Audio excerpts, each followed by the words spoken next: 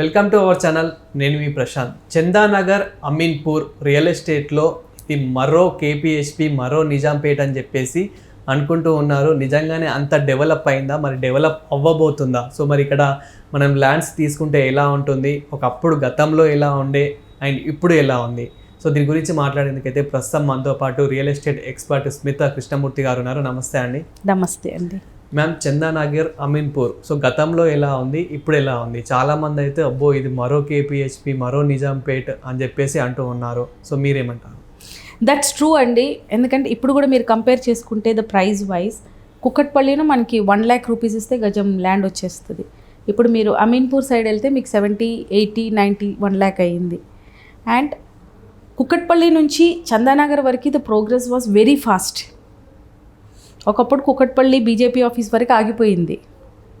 All the residential areas, schools, colleges అంతవరకే ఆగిపోయింది.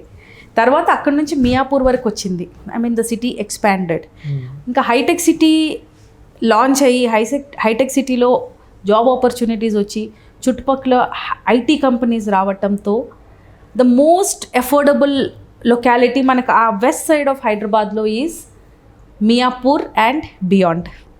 అది మియాపూర్ ఉండొచ్చు, చందానగర్ ఉండొచ్చు, ప్రగతి నగర్, కుక్కట్పల్లి, బాలనగర్ వరకు ఐటీ ఎంప్లాయీస్ ట్రావెల్ చేయటం స్టార్ట్ చేశారు. ఎందుకంటే మనకి హైటెక్ సిటీ మాదాపూర్ మెయిన్ హబ్గా తీసుకున్నారనుకోండి ఐటీ కోసం.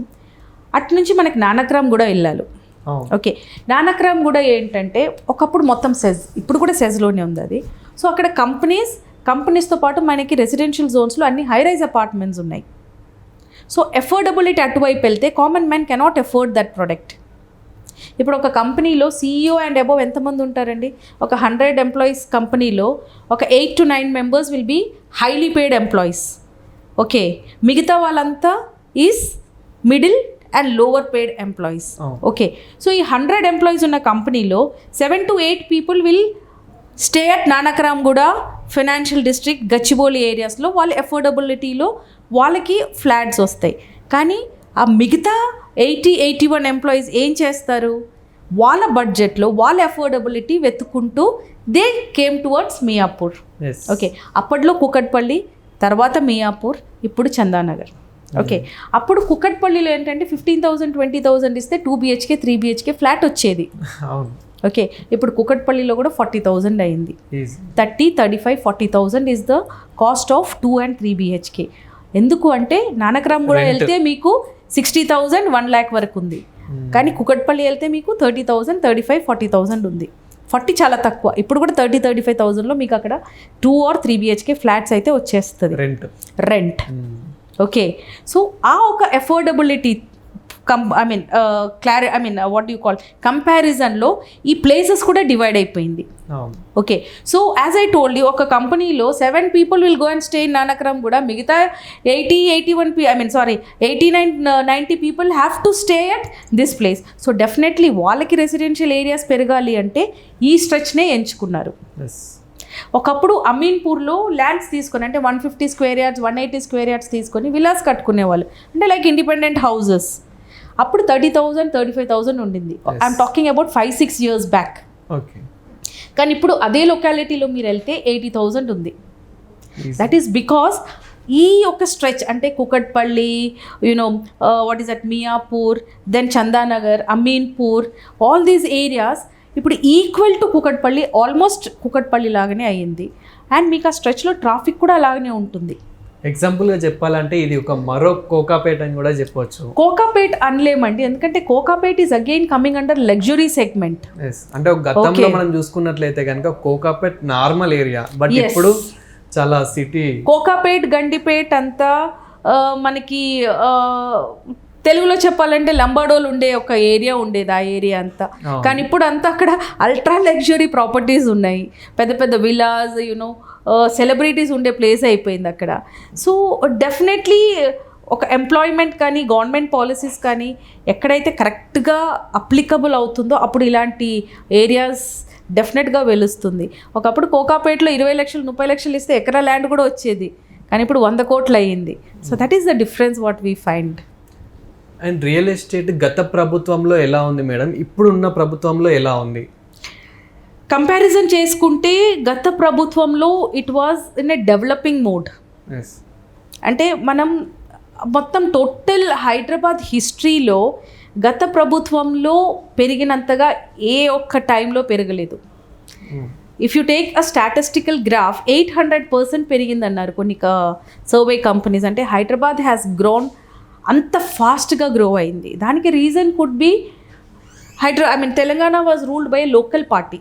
It was not a centralised party, local party. Funds ఇక్కడే వచ్చాయి, ఇక్కడే డెవలప్మెంట్స్ అయినాయి.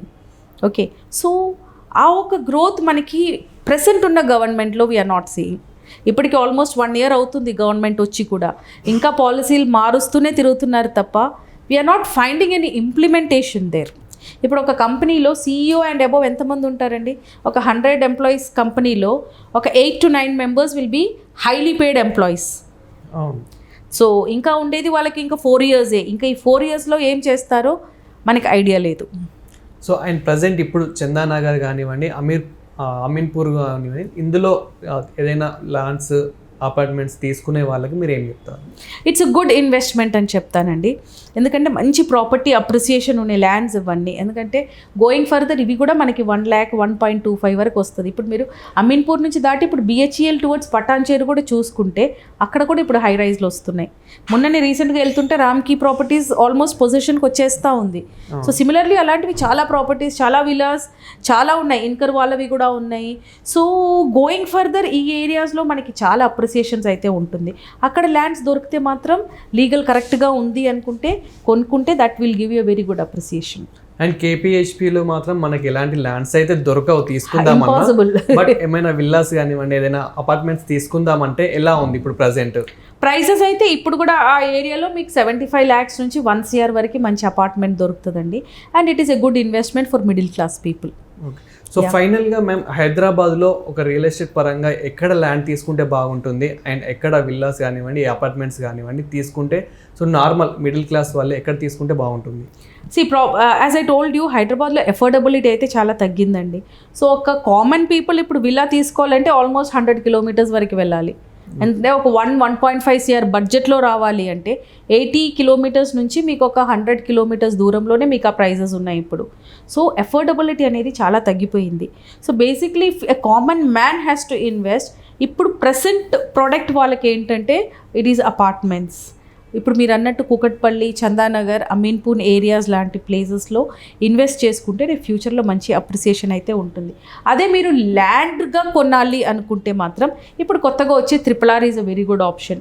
RRR చుట్టుపక్కల మీరు హ్యాపీగా ఇన్వెస్ట్ చేసుకోవచ్చు. ఇక్కడ ఒక 200 గజాలు కొనే బదులు అక్కడ మీకు ఒక దగ్గర వస్తుంది. అలాంటి ఇన్వెస్ట్మెంట్స్ చేసుకుంటే మాత్రం రేపు ఫ్యూచర్లో మంచి అప్రిసియేషన్ అయితే ఉంటుంది. Thank you ma'am. Thank you.